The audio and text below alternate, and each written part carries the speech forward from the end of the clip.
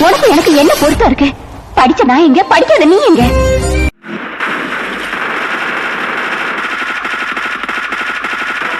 வெளியில எடுத்து அம்மா சரியா நான் சொன்னல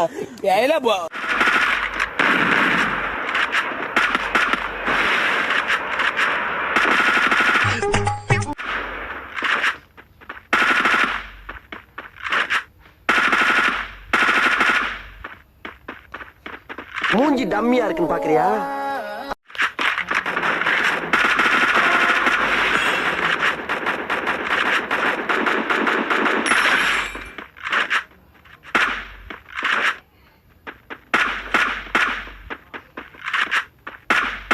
சூனாப்பானா சுப்ரீம் கோர்ட்டே வந்தாலும் உன்னை ஒண்ணு